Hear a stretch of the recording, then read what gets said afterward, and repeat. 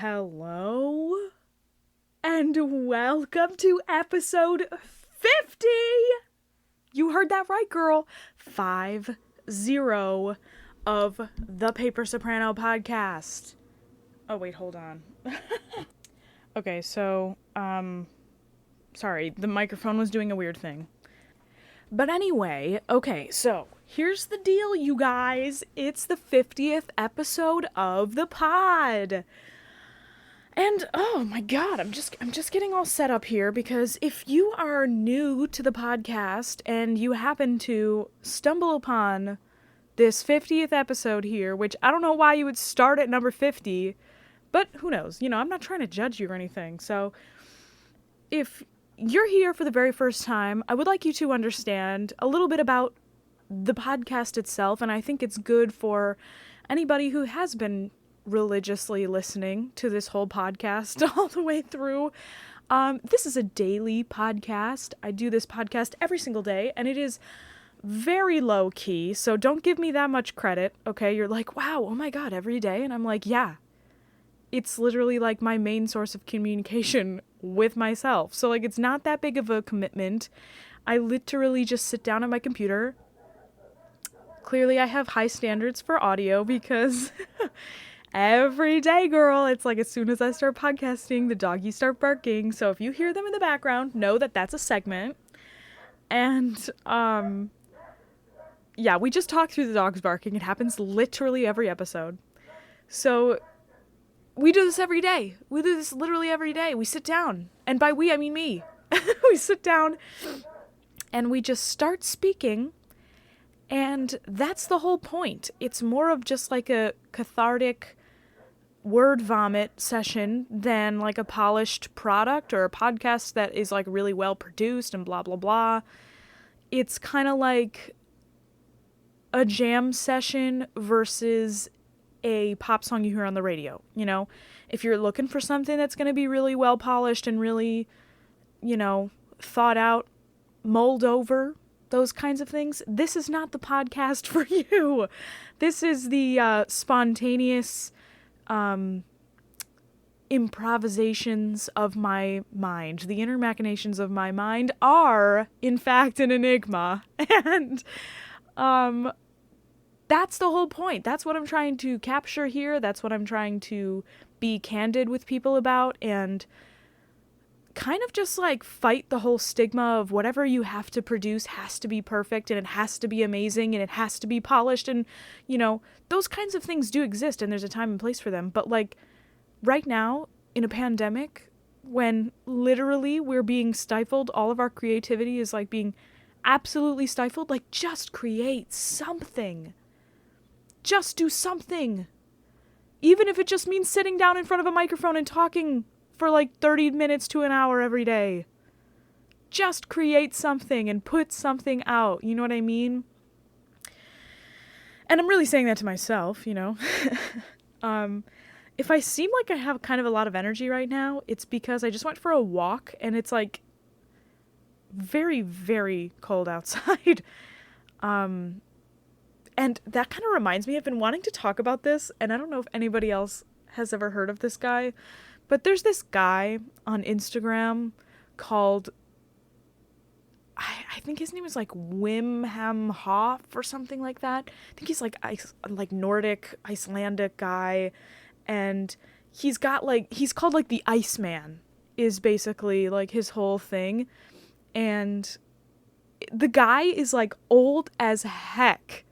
He's literally so old to be doing something like this. You'd be like so scared seeing somebody do this because you're like, oh my god, no, you're gonna have a heart attack, you're gonna blah blah blah.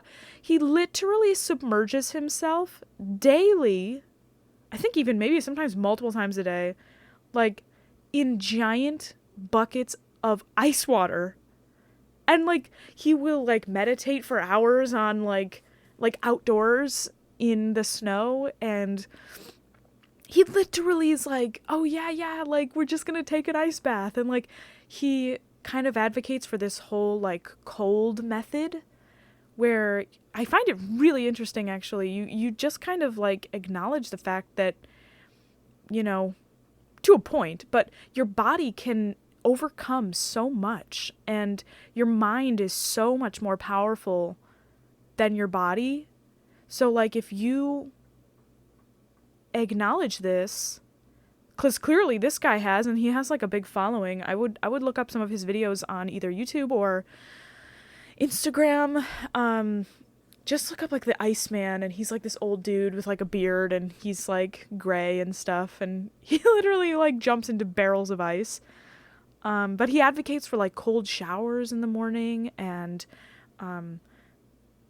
he literally like advocates for that as like life. Like coldness is life, and being able to withstand the cold is the perpetuation of life. Listen, as much as I like to be comfortable, I kind of get down with it, because being from Buffalo, like I'm also kind of used to it in a way. Like growing up as a kid, like I thought that was the whole world, and everybody experienced cold like that. But alas, there's a lot of people in the world who can't handle the cold, and not can't handle it, but like literally their bodies will like shut down, or they just don't like it, which I get it. But I think this guy uses it as more of an exercise and as a tool versus like something that you constantly avoid and are like living your life in fear of the fact that you're going to get cold. You know what I mean?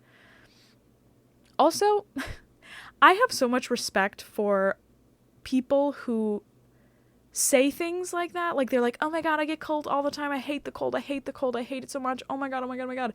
And then they actually like do something about it. Like my friend Autumn, if you're listening, my friend Autumn always talked about how she hates the cold and she just feels more like herself when she's warm and like tanning and in the sun and, you know, being on the beach and blah, blah, blah. And now she lives in Florida. Like she literally, you know, in her early 20s, mid 20s, like straight up made that a priority and did something about it. And she's not just one of those whiny people who's like, I'm so cold all the time. I miss summer. I wish it was summer.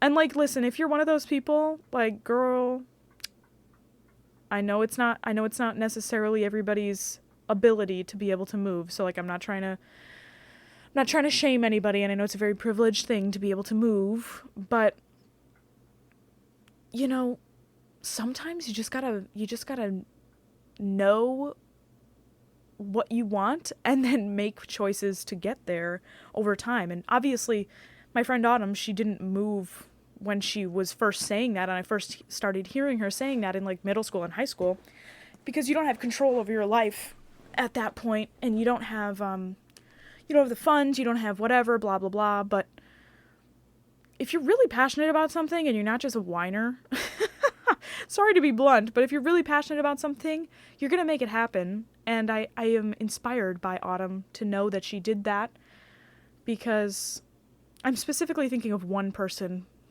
from my past that I know who was like constantly always complaining about how they were so cold and, you know, the cold is terrible. This is horrible. This is bad. And like just never were able to get over it in a way. Like it really like blocked a lot of their life. You know, it's kind of like those people who like make coffee like a part of their personality, and it's like you just love coffee so much that that's like the main thing that you talk about, and you can't stop talking about coffee, and like everything that you own has like coffee on it, or like pictures of coffee, not like splashes of coffee, but like you just love coffee so much that it just becomes a personality trait. Like there are people that I know, specifically one person, who like hates cold so much that it's like a personality trait, and I'm like, girl, you just got so much more coming to you, you know? Like, you gotta use your brain a little bit more efficiently, and like, it's just the cold. And it's honestly, in the grand scheme of things, here on Long Island, it's not that cold. Like, yeah, it's like in the 20s and stuff, but like, dude, people in the Midwest, and even in Buffalo, and you know, you're not even thinking about people who live in Alaska or the people who live in, like, I don't know, Greenland. Nobody lives there, but like, Russia and all those places that are like super cold, super snowy, and those people are just fine. Like, you're able to handle it, and I know you don't like it per se, but that doesn't mean it needs to control your life. I think that's the biggest thing that would frustrate me to no end. It's like, dude, just get over it. Like, if you don't like it, you're old enough now. Like, you can figure it out and like move out and go do it. Go move somewhere warm. If that's really what your main goal in life is, then go ahead. But it's clearly not. Like, everybody, needs to just get over it. And it's also something that I've been noticing in my my meditation app practices. If you don't know what I'm talking about, I use a meditation app. It's Sam Harris's meditation app. There's like daily stuff on there. There's meta stuff. There's there's tons of different types of practices on there. I highly recommend. And a lot of the stuff that he's been saying in there has been like, listen, you can't control the way, or you can't control the stimuli that come into your life. Like, you can't control them entering. And then, if you choose to get worked up about all those things, and you choose to like react to it, you choose to observe it, which he encourages you to do. He encourages you to observe these feelings or these, things that are happening, or physical stimuli. He encourages you in the practice to observe it and observe how it also just, you have no control over when it leaves. Like sounds and, a feeling or a sensation. You have no control over when they come, and you have no control over when they go. So like, you're just the observer, and you're just like, you are the looker almost. Like, you are, who's seeing all of this? Who's hearing all of this? And trying to look at that and be like, well, what's that about? Like, not just all these sensations, because you don't have control over that, but like, you are the seer. Like, where are you? Like, where is who's looking? You know what I mean? I've tried to describe this so many times on the podcast, and I end up looking like an idiot. Like, it's so hard to describe. But anyway, so yeah, guys. Oh, episode 50. Wow. Oh my goodness. It is really exciting, and I am super pumped to keep going. I have not created this podcast so that I could get to a specific number. I'm going to allow it to be as organic as it needs to be. If it somehow continues on for many days and I feel like doing it for a long time after this, great. If it doesn't, and I, get to day 64 and I say I'm done with this, then that's it, And there's really nothing to it, you know what I mean? Like, it's all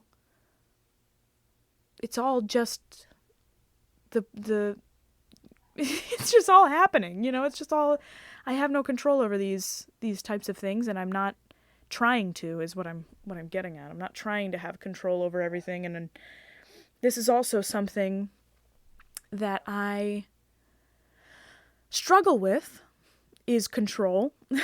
And I have had many instances in my life where I have had futile attempts to control things that are literally out of my control so incredibly much that it's like, what am I trying to do here? It's a waste of energy, it's a waste of time and spirit and like everything. So I don't edit this podcast, and I never will, because that's not the point. Because it's about letting go of control. I decided to call it the Paper Soprano because of imposter syndrome and how that has to do with control, and how much, I try and control the output of social media that I have. I try and control what people see of me. I try and control, my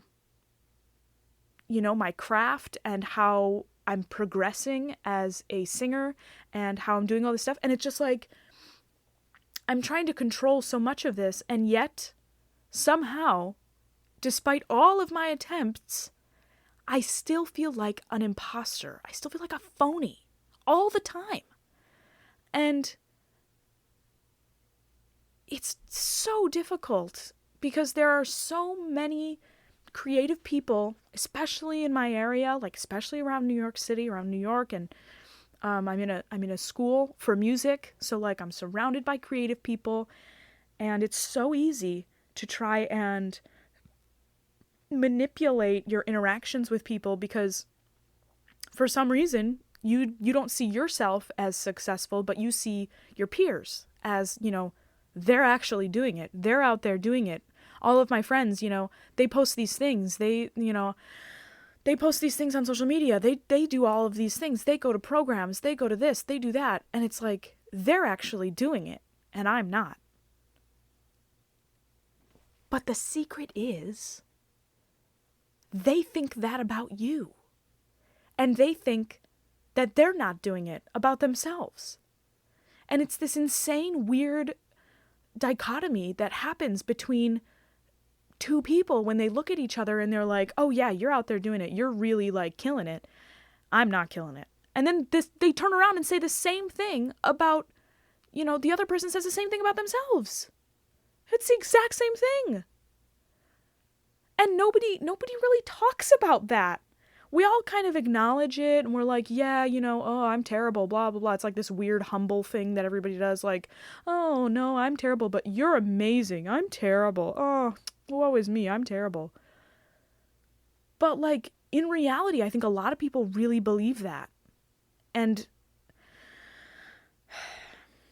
then it creates this other weird culture that's like people have to tear each other down, behind their backs to make themselves feel a little bit better because we feel so terrible about ourselves most of the time because of this whole imposter syndrome nonsense. But I'm here to tell you just that, it's just that. And that's all there is to it. It's not you.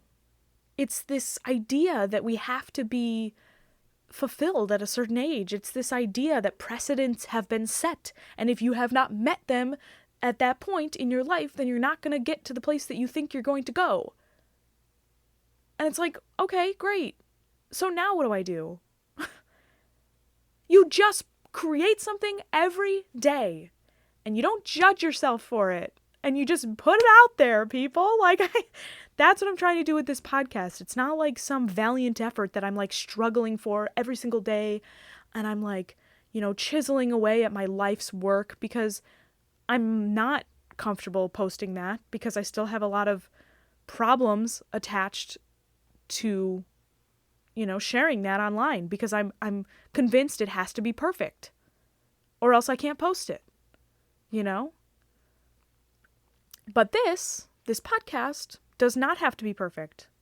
And if somehow I can tie these two things together, like my life's work, what I consider my life's work, singing and, practicing and getting myself to a better musical place, if I can combine that with the podcast where I've been like just trying to put stuff out there and like just showing up every day and just doing that, then maybe I won't be so afraid of imperfections.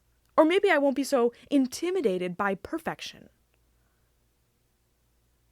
Because that's really what gets me more, is seeing all of these, these idols, which are amazing, like even, these beautiful, amazing people like Angel Blue and Erin Morley and,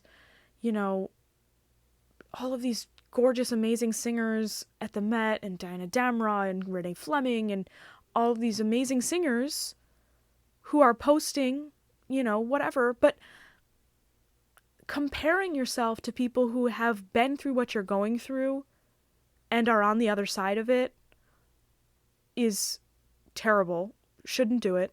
But also, that imposter syndrome, to my knowledge, I'm not, at their point, but to my knowledge, I think it still exists in them. I think they still look at themselves and go, I feel like I feel like I'm just, do you ever feel like you've made it? Is the question. I think that's the theme of this podcast, is just put something out there every single day, because you're never going to feel like you've made it. I'm convinced. Okay? I'm convinced. I'm convinced. It's never going to feel like, oh, okay, great. I don't feel this way anymore. Here's this light switch that I just flipped and, whatever. It's a process. Just like therapy is a process. And just like mending a broken leg is a process. Or like, healing your gut bacteria is a process, or losing weight is a process, or getting rid of your, problems. It's a process. And anybody who tries to tell you or sell you something to try and rid you of that process doesn't understand that the whole satisfaction comes not from the result. It comes from the process. It's not about losing 20 pounds. It's about changing the way that you think about yourself and, getting to that point. It's not about, healing your bad posture. It's about, posture correctors or whatever. Like, it's about making small changes throughout your day.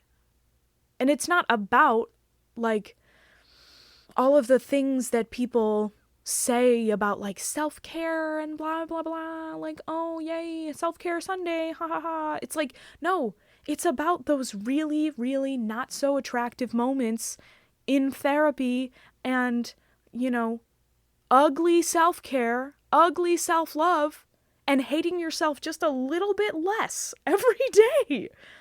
That's the process. That's the journey that you're looking for. I'm trying not to be super preachy, but like, dude, I'm telling you. And the only reason why I'm saying all of this is because I really do believe it. And of course the dogs do too. Woo! Okay, well, the doggies they just know when to chime in, honestly. So yeah, you guys, it's episode 50. We've made it here, but also it doesn't even matter, It literally doesn't even matter, and that's the point. So I went on that walk that I was telling you about. I went on this walk, and it was majestic in a way because I was really compelled to go for a walk. I got home from work in the afternoon and I was on the phone call. What's up, Jonah? I was on a phone call with Jonah, and, it was a quick one. We were just chatting, whatever, blah, blah, blah. And I was kind of feeling myself getting sucked into like a little bit of a cycle. I was cleaning something, and then I would sit down and I would go on my phone for a while, and then I would stand up and be like, I feel like I need to do something. I'm cleaning something. I sit down. Very cyclical, kind of what happens when I don't have anything to do, no specific tasks. And basically, something happened that has been happening to me many times in the past couple of weeks, and I saw something on social media.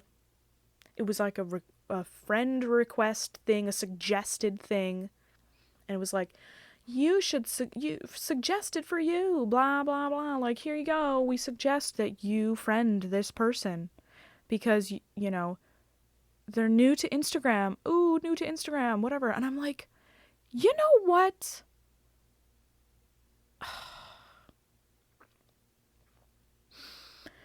It is just so incredible how much I don't need that. And yet, it's crazy how it's like pushed on people. Like, if you don't want to friend someone because they have wronged you in a big way, and, you don't trust them, you don't want them in your whole, up in your business, but they're, like, looking at your stuff and whatever. Like, I know you're seeing all my stuff. Come on. I have a public profile. Like, come on. It's just frustrating to know that those people are able to see the new you, you know what I mean? Like, it's frustrating because, like, all the stuff I just said, like, I am really, really pushing myself to, heal and stuff. And I allow myself moments of frustration. I allow myself setbacks, and because I can't not allow it, they're going to happen anyway. But it's frustrating when the people who have, like, essentially brought you to this point of you need to, like, readdress yourself and look at yourself and you need to do things. It's frustrating that those people who cut you out of their life are still able to, like, keep tabs on you and, like, watch what you're doing. And I feel badly blocking people. I do. Because I feel like that's very final, and it's whenever you have a falling out with someone or someone decides to break up with you, it's hard. Because obviously if somebody wrongs you, you're not the one who caused that to happen. So it's like, I feel badly cutting this out. I still have, feelings for this person, or I still have, like, a friendship that I wish wouldn't have been ruined. And it's hard to move on. It's hard to just cut people out. But in reality, they just cut you out.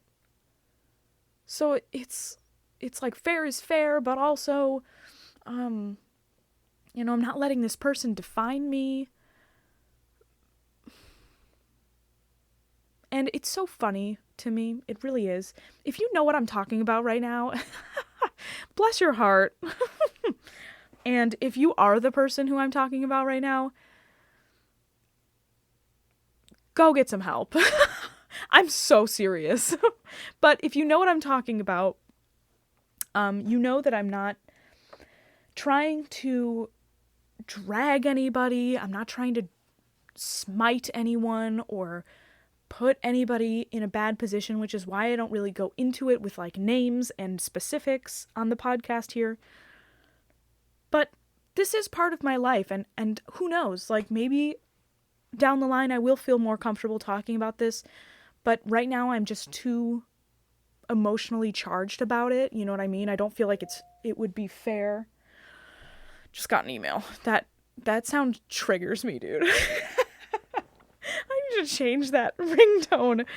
But you know what I mean? Like, I'm too... It's too raw. It's salt in the wound right now. And I do need to talk about it. I'm not going to just not talk about it, because I'm sure that's what the other person in this situation is doing, not talking about it. And wow, super big red flag. Super big red flag. Oh my God, you need therapy. This is your message right now. Everybody needs therapy, but you really do. Trust me. I know you, and you need therapy. And, ugh. Do you see what I'm doing, though? Literally, that right there. That is just, like, a little bit too much. You know what I mean? A little bit too much. That's why I can't talk about it unless I'm talking about it, to my friends or my family or my therapist. Because those are the people who understand the situation, and it's frustrating. It's frustrating to have to rearrange the people in your life who you thought were your people, and they stabbed you right in the back, dude. Like, that sucks. And it was not my fault that I got wronged. I got, and it sucks just like any other time you got. Like, if you get into a car accident, it's not your fault. Or if you get scammed. Or if somebody steals something from you. Like, it's not your fault, but it doesn't make you feel any better about it. Like, that's hard. It's hard to accept. So that's what I'm going through currently. And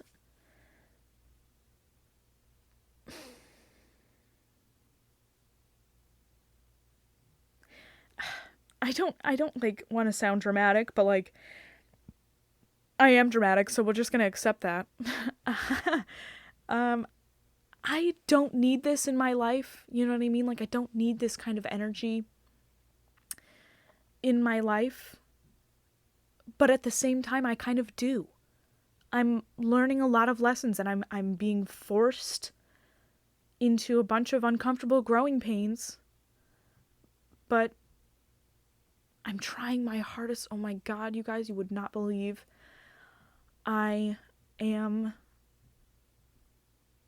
just forcing myself to just do stuff for myself. And I know that sounds so dumb, but if you're listening to this right now and you're like, oh yeah, I don't really do a lot of stuff for myself, and you know what I mean. Like making good choices for yourself, or doing something for your future self, or, not putting something off until tomorrow, doing it today so that future you, tomorrow you, can appreciate it.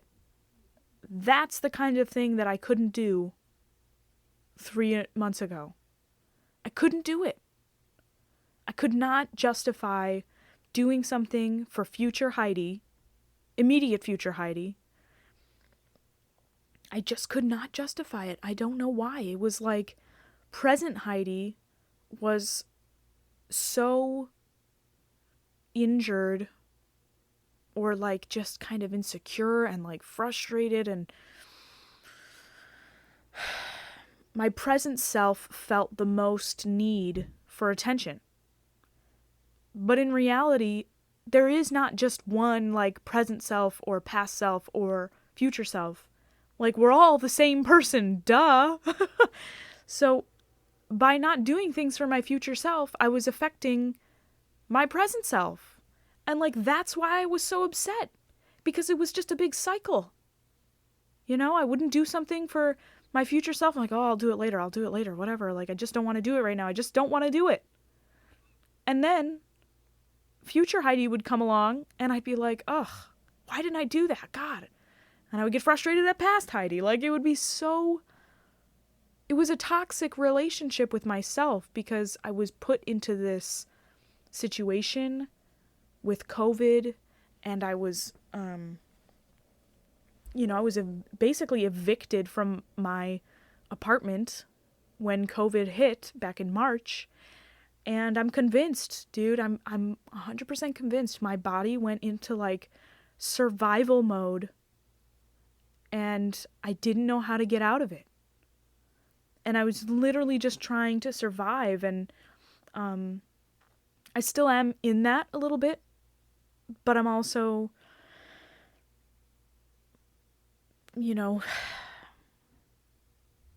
trying to reassure myself daily that I am not just here to survive, because I am surviving. I have all of the things. That Maslow's, hierarchy of needs triangle, I've got the things on the bottom. I do.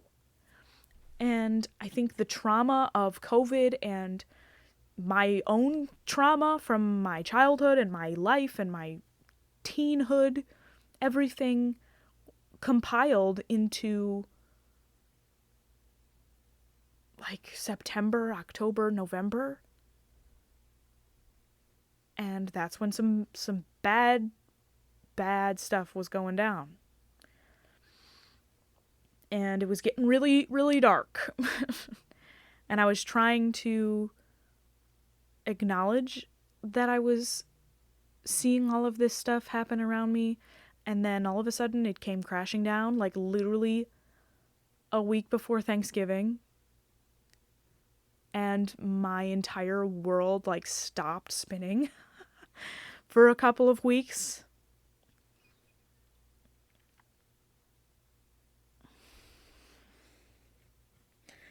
And it was another moment of survival in a different way. But at that point, I had been in therapy since August. Or so. I can't exactly remember. Maybe September. But it had been a couple good weeks of therapy up until that point. So I'm convinced, you guys, if I did not have those moments of recall to my therapy sessions and like just those little tiny tools, those like in terms of like tools, I wouldn't even say I had like a hammer. I had like a rock. Like I didn't have anything useful. I had like nothing in my toolbox, but I had a couple little things, very archaic items of therapy, mental health, foundational skills. And now here we are, and it's almost February. So it's kind of scary sometimes to acknowledge the fact that if certain things didn't go this way, or if you didn't experience the thing that you experienced, you might not be who you are right now. So I am in a weird roundabout way. Do not take this the wrong way, but I am weirdly kind of grateful for all this crap that I've been going through. Because listen, girl, I've been trying some new things, and I've been really liking the things that I've been doing, and I'm a little bit anxious for this semester because it's gonna be a little bit crazy. But like, you know, I'm ready for the crazy. I'm ready for that, girl. And I cannot wait. Oh my God, I cannot wait to potentially sing in person at some point in this semester. Oh my God. And if future Heidi is listening to this, like if somebody in the future, and that person is me, if somebody in the future is listening to this and it happens to be me, girl, you better be so grateful. Oh my God, because I know this isn't going to last forever. And I want to remind you, future Heidi, I want to remind you how you felt in this moment. On this day, it's the day after Inauguration Day, okay? And you just went for a walk. And these are your thoughts. And I hope that in the future, you will also have moments where you're able to look back on yourself and see growth and see changes. You know, it is my hope for you. That is. So, another thing that I did today was I rearranged my apartment for like the 15,000th time. Because I am trying to acknowledge the fact that I am allowed to change things. I'm allowed to do things differently. I'm allowed to say things differently. I'm allowed to change my apartment and then the next week change it back, because I am realizing that my fear of change, and I think everybody's fear of change, lies in a fear of both stability and like, you know, control, man. It's all about control. People want to have control. But you never have control. Oh my God. Once you let it go, you know that it's like, you just don't, you never had it. You never had it to begin with. We're just floating around out here. And that sounds very profound and strange and like, oh, you never had control. Oh, wow, you're so enlightened. Like, I'm not. I'm really not. I am an idiot. I am a classifiable moron. But here I am talking about it and working through it in my little brain here, in my little soprano brain. So that's something. And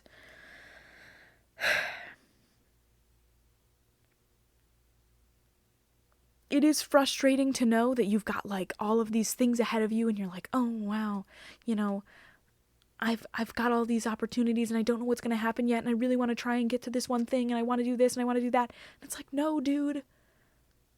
You have to be here for immediate future you.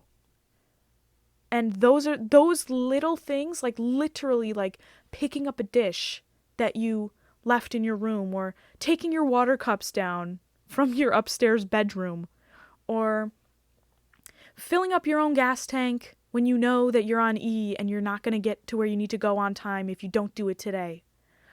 Or sending that email today so that you don't have to freak out about it and forget about it and then you don't do it tomorrow. Or making a healthy food for yourself right now, or drinking a cup of freaking water right now. And not having a cup of coffee when you feel like, what do I want to drink? Not coffee, because I don't even like coffee. I just have a weird conception of the fact that it's going to make me accomplish all the things that I want to do, but that's weird, and coffee is a drink, not a drug. It's like, that's abusive behavior right there. And I know, like, those kinds of things are hard to do, and it is hard to grow up, and it is hard to acknowledge that your immediate desires and your immediate impulses are not in your control for a lot of the part, for the most part. You can have so many impulses throughout the day. You can have so many feelings that you want something, or you want to do something, or you feel longing for something, you feel envious of something, you want it, you feel like you need it. But your mind is so powerful. And it takes a lot of that power to acknowledge that everything's going to pass. Even these dogs barking right now. Those feelings will pass. You're going to experience things again and again and again. And sometimes you don't need to satisfy your immediate desires, because sometimes they don't serve you. Rough. Oh, I love it, because they come at like the worst times, but also the best times.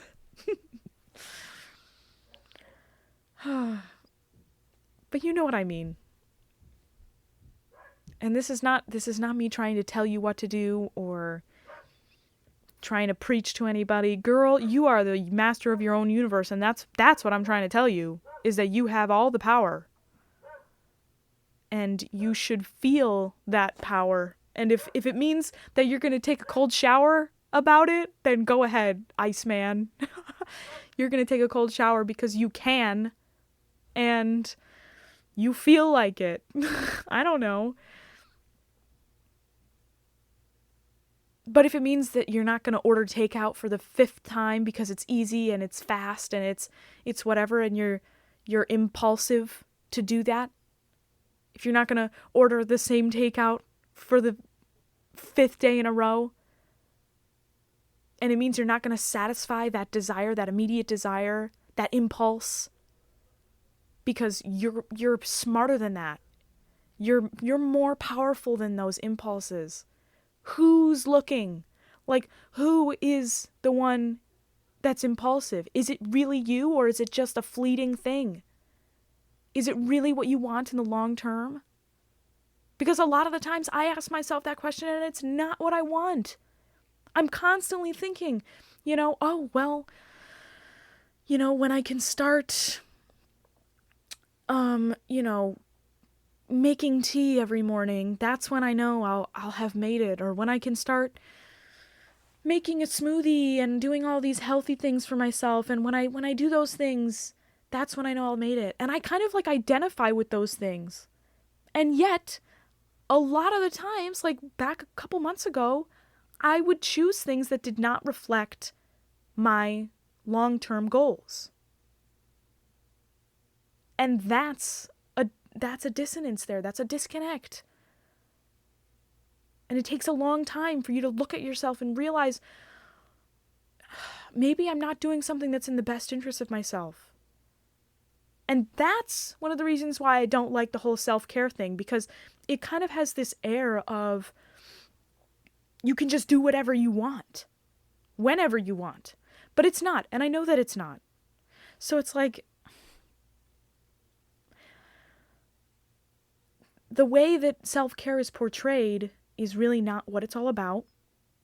And self-care is in reality very difficult to accomplish. It's very difficult to look at yourself and analyze your behaviors and say, is this really in my best interest? Is this serving me? You know what I mean? And sometimes those decisions, like if you want to do something that isn't necessarily in your best interest, sometimes that is self-care. Because some of us, me included, will like work ourselves to the bone, and then it becomes not in your best interest.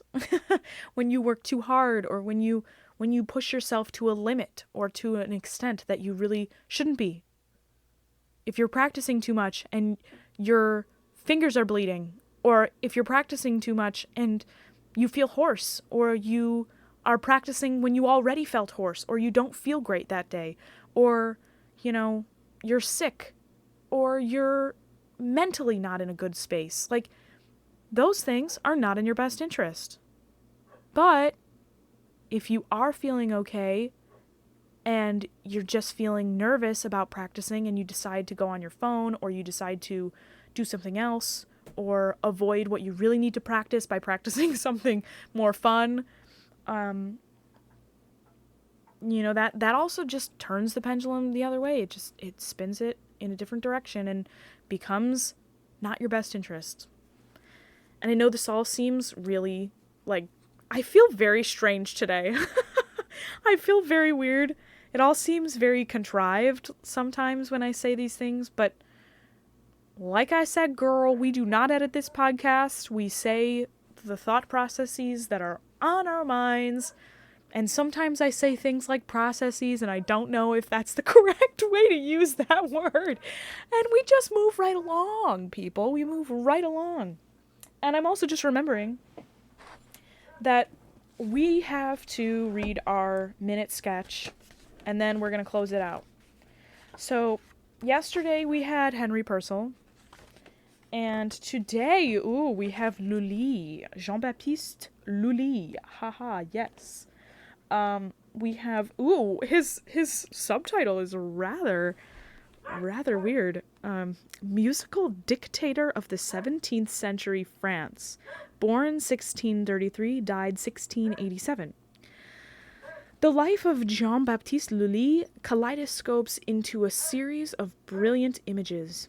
We see him first, a monkey-faced little Italian boy. Rude? Who wrote this? Oh my god.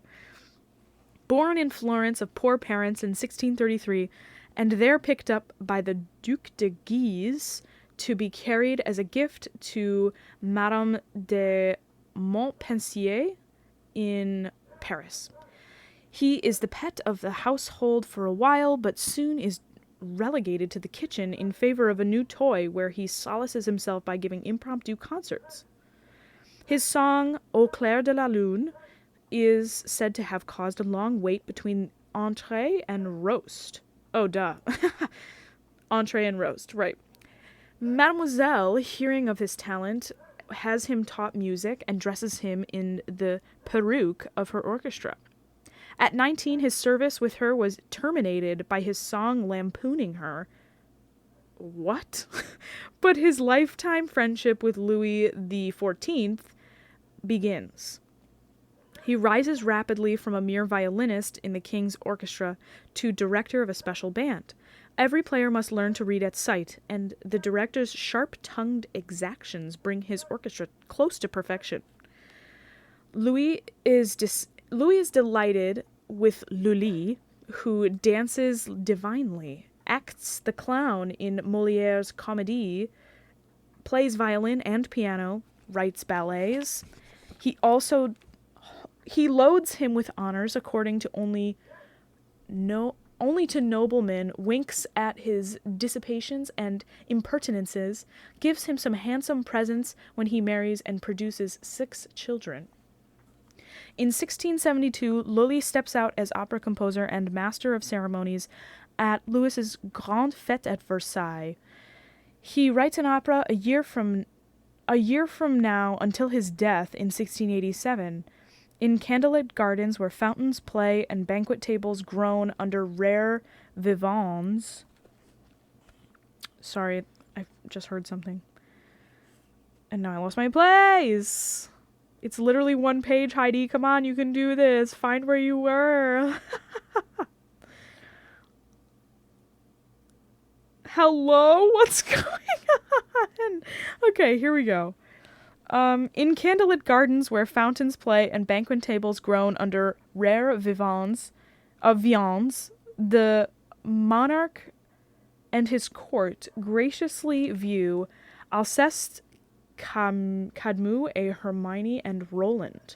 Ati, l'opéra du roi, Isis, l'opéra des musiciens, Phaeton, l'opéra de Pupille, please excuse my French,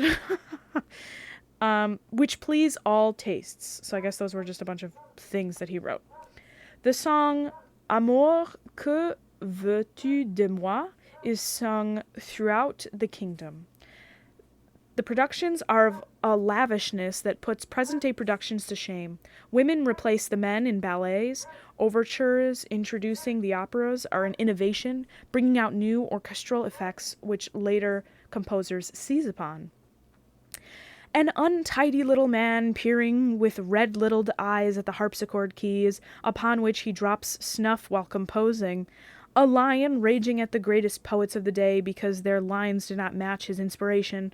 A dictator taking tribute from his musical subjects. A perfect son of the Grand Cecil, whose influence, if not his music, lives on. Such is Lully. And Morgan, if you're listening to this, God help me, that French was really, really atrocious. And why I'm referencing that is because Morgan has been on the podcast, and also I have taken French lessons from Morgan, although you could never tell. So that was our minute sketch of the day. I honestly didn't know, like, that whole description of him, the musical dictator kind of deal. He's very particular and very, full of rage. I did not know that about Lully. I think that's really interesting. You think of all these dudes who wrote all these, like, beautiful, beautiful melodies as just, like, meek, kind of easygoing people. Like, how could you produce something so beautiful and not be agreeable? But, you know, they prove you wrong. These dudes. So yeah, you guys, this has been episode 50. I let myself kind of go a little longer than I normally would. Usually when it's just me, I try to keep it to a half hour, but here we are at an hour. And I hope you've enjoyed episode 50. I hope you've enjoyed episodes 1 through 49. And if you don't feel like you're going to be able to listen to all of them, do not worry, do not fret. I'm having no moments of regret that you will not listen to all of them. It's literally so fine. But if you do want to support it in some way, you feel compelled, there's literally no pressure, but like, go ahead and subscribe, like the video, tell somebody about it, comment on it. But also, like I said, you do not have to.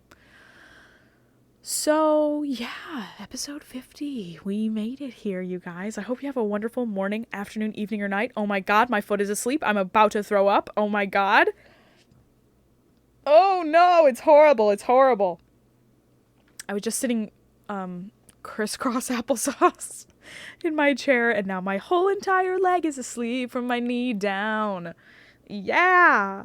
Ooh, we love it. Okay. I'm going to go and deal with this, and I hope you have a great day.